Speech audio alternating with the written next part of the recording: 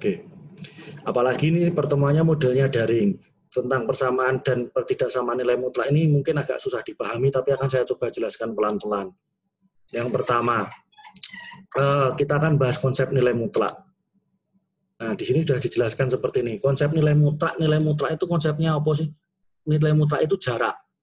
Jadi misalkan jarak Wonogiri ke Solo itu 35 km. Jarak Solo ke Wonogiri itu berapa? Juga 35 kan? Tidak minus 35. Jarak itu bolak-balik podo.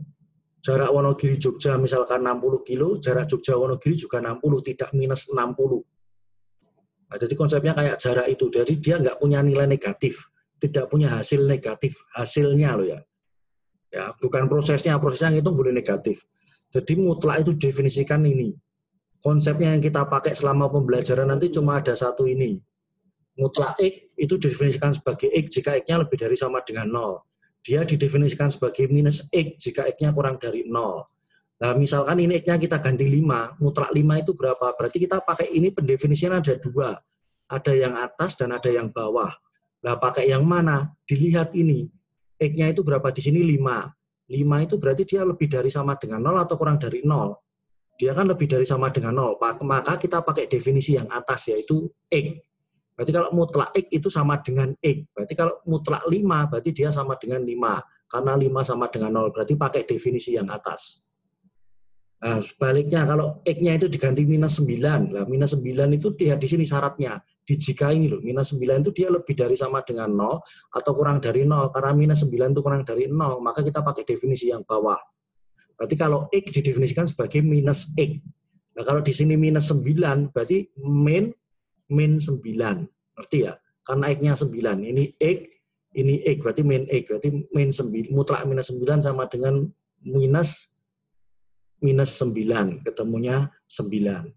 Hasilnya ini kan selalu negatif, positif 5, 9. Gampangan ini 5 dimutlakkan 5, 7 dimutlak 7, 8 dimutlak 8, 9 dimutlak 9, minus 2 dimutlak 2, minus 3 dimutlak minus 3 dimutlak 3, minus 5 dimutlak 5, minus 2/3 dimutlak, ketemu 2/3. Hasilnya ini selalu positif. Nah, itu dikembangkan juga ini pakai sifat-sifat nilai mutlak di sini. Ini kira perlu dihafalke. Ora usah dihafalke susah-susah. Walaupun saya yakin gue juga nggak ngapalke juga.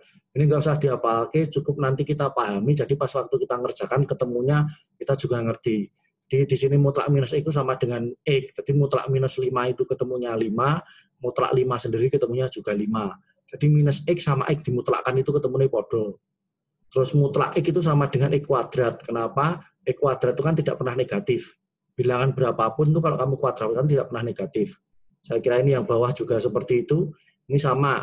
X minus Y dimutlak itu sama dengan Y minus X podo. Misalkan X-nya 5, Y-nya 3. 5 minus 3 itu 2. Dimutlak ketemu 2. Nah ini 3 minus 5 ketemunya minus 2. Dikasih mutlak ketemunya juga 2. Podo wae diulak-walik. Nah yang ini sama kalau mutlak X, Y itu sama dengan mutlak X kali mutlak Y.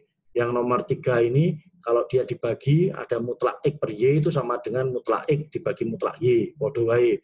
Jadi dia boleh dikalikan dulu, boleh dimutlakkan dulu.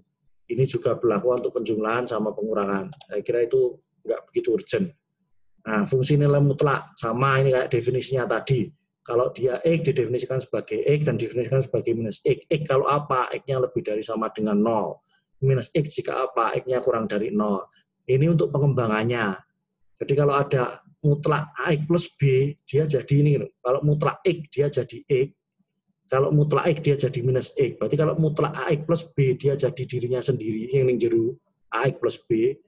Kalau AX plus B-nya lebih dari sama dengan 0. Ini jadi minus ini. Minus AX plus B jika AX plus B kurang dari 0. Podo karo iki. Mutlak X itu jadi dirinya sendiri kalau dia lebih dari sama dengan 0. Dia jadi minus dirinya jika dirinya kurang dari 0. Podo. Iki jadi dirinya sendiri jika dirinya lebih dari 0. Ini jadi minus dirinya jika dirinya kurang dari 0. Saya kira begitu. Tapi nanti kita nggak pakai pengerjaan pakai definisi ini karena agak susah, kita cukup pakai plus minus saja. Contohnya ini ya, ada 5 sama minus 2. Kalau ada A kali B ya udah 5 dikalikan minus 2, ketemunya minus 10, mutlak minus 10 ya ketemunya 10.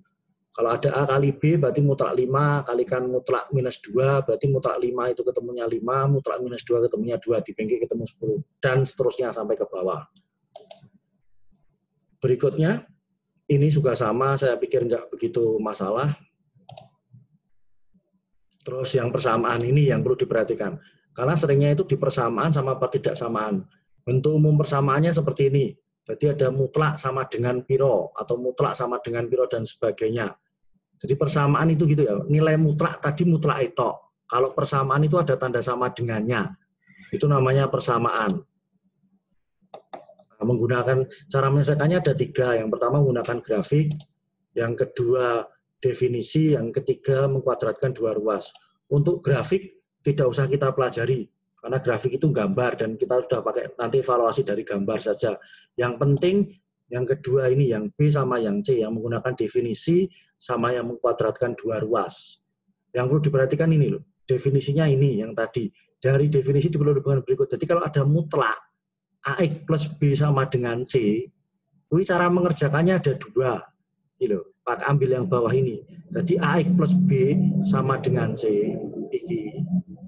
Atau AX plus B sama dengan minus C, ini sorry. Yang diambil ini. Jadi kalau enek koyong ini itu AX plus B sama dengan C atau AX plus B sama dengan minus C. Jadi iki dikerjakan yang di sini. Wes, iki sehingga persamaan diselesaikan pakai AX plus B sama dengan C atau AX plus B minus C. Yang C itu menguadratkan kedua ruas. Itu kalau dia nanti mutlak sama dengan mutlak. Kan ini mutlak, C itu apa? Bilangan. Kalau mutlak sama dengan bilangan kita kerjakan pakai yang ini.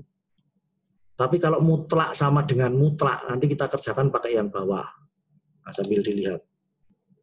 Nah ini pakai grafik, saya pikir nggak masalah ya ini pakai mutlak. Nah, kalau ada mutlak X minus 2 sama dengan 3, diinget-inget kalau ada mutlak sama dengan, berarti ini X minus 2 sama dengan 3, atau X minus 2 sama dengan min 3. Misalnya ini gini, jadi diganti plus minus 3 ini plus minus. Mutlaknya hilang, di sini plus, di sini minus. Terus kerjakan ke bawah ketemu 5, ini kerjakan ke bawah ketemu minus 1. Berarti penyelesaiannya ini, minus 1 atau 5. Oleh mbok tulis minus 1 atau 5, atau mbok tulis HP, kurung sama dengan kurung kurawal min 1,5. Kurung kurawal tutup, itu oleh.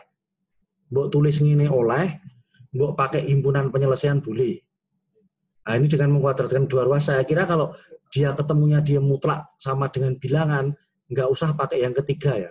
Cara yang ketiga ini susah. Ini nanti kita kerjakan kalau dia mutlak sama dengan di sininya mutlak lagi.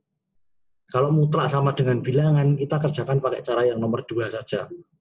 Wes ya, nggak usah banyak-banyak. Wes so siji termasuk udah bagus. Berikutnya. Nah ini, kalau di sini ketemu mutlak sama dengan mutlak, itu kita nggak bisa kerjakan pakai yang pertama tadi. Ora iso nganggo sing iki. Kalau mutlak sama dengan bilangan, kita kerjanya pakai ini. Tapi kalau mutlak sama dengan mutlak, kita kerjanya pakai yang dikuadratke. Iya, ini dikuadratke. Ini hilang. Terus geser ke sana. Jadi ada X minus 2 kuadrat minus 6 plus 2X kuadrat sama dengan 0. Iki. Terus dijabarke, iki kuadrat minus iki kuadrat, kalau ada A kuadrat min B kuadrat, itu jadi A plus B dikalikan A min B. Iki dianggap A, iki dianggap B. Ada A kuadrat min B kuadrat itu sama dengan A plus B dikalikan A ini iki minus B, B-nya ini. Kerjakan ke bawah. Yes. Terus ketemu 3X plus 4 dikalikan minus X min 8 sama dengan 0. Ini perkalian sama dengan 0. Kalau di sini 0, berarti ini harus 0 atau ini 0. Karena kalau dua bilangan dikalikan ketemunya 0 itu salah satunya harus 0. Kalau 2 kali 3, 6. 4 kali 2, 8. Nggak mungkin 0. 0 itu salah satu harus 0. Iki 0 atau ini 0. Itu bisa. Maka 3X plus 4 sama dengan 0, atau minus X min 8 sama dengan 0. Ini ketemu X-nya 4/3, ini X-nya ketemu 8. Jadi penyelesaiannya min 4/3 atau min 8. Gitu ya. Jadi kalau ketemu mutlak sama dengan angka, itu berarti kita langsung kerjakan tadi pakai plus minus, tapi kalau mutlak ketemu mutlak kerjanya pakai kuadrat. Nanti dicermati lagi, karena waktu kita terbatas. Jadi kalau bentuknya kayak gini, kita kerjakan pakai yang ini. Tapi kalau bentuknya mutlak sama dengan mutlak, kita kerja pakai yang di sini. Oke, detailnya nanti dilihat lagi PowerPoint-mu yang sudah ada di Google Classroom itu nggak saya hapus untuk materinya. Udah, ini saya pikir nggak perlu untuk anak IPS, saya pikir ini tidak usah. Jadi itu aja yang mau saya tekankan untuk persamaan. Sekarang untuk pertidaksamaan. Bentuk umumnya podo. Nek persamaan tadi, dia mutlak fx sama dengan kan ya? Itu persamaan. Kalau pertidaksamaan berarti sama dengan ini diganti iki. Lebih dari atau lebih dari sama dengan atau kurang dari sama dengan. Bedane kui. Bedakan antara persamaan sama pertidaksamaan. Nanti nek ulangan dibedakan. Jangan sampai kowe nggarap persamaan nganggo pertidaksamaan, nggarap pertidaksamaan pakai persamaan. Bedane opo? Nek persamaan mau enek sama dengan ini. Nek pertidaksamaan itu pakai tanda pertidaksamaan sing ning ngene. Ngerti ya?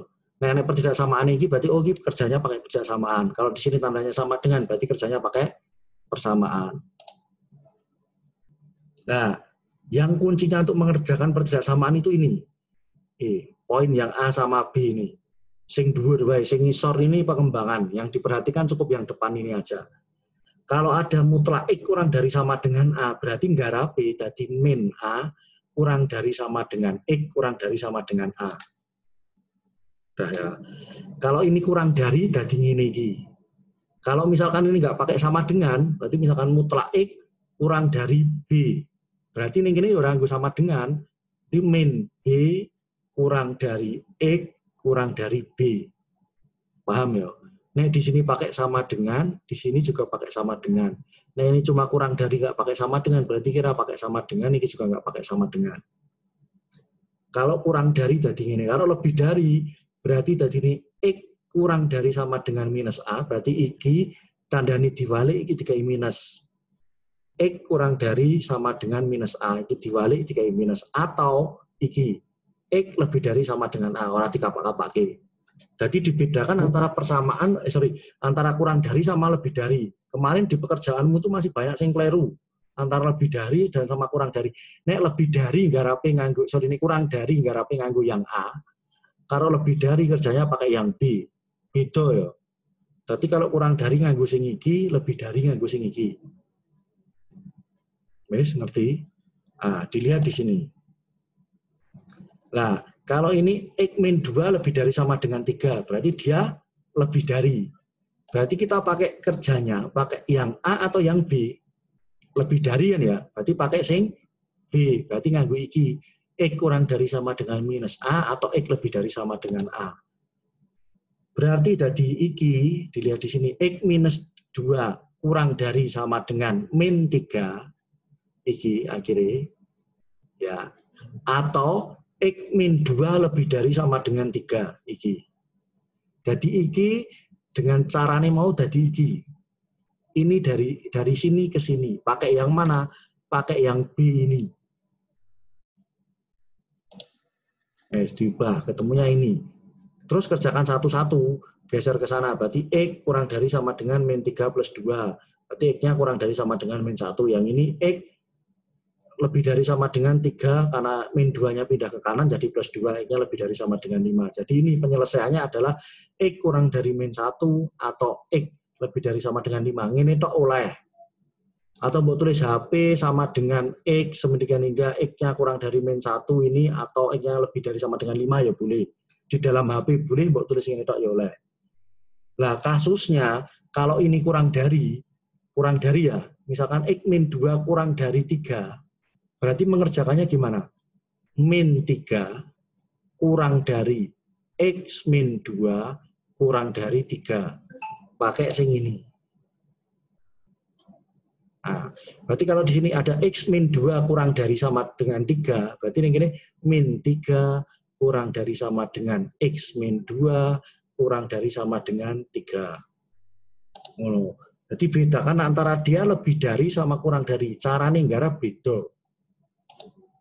Berikutnya, ini kalau yang dia ketemunya seperti ini tetap dikuadratkan kayak biasa nih. Kalau yang ketemunya dia mutlak kurang dari mutlak atau mutlak lebih dari mutlak, maka caranya dikuadratkan.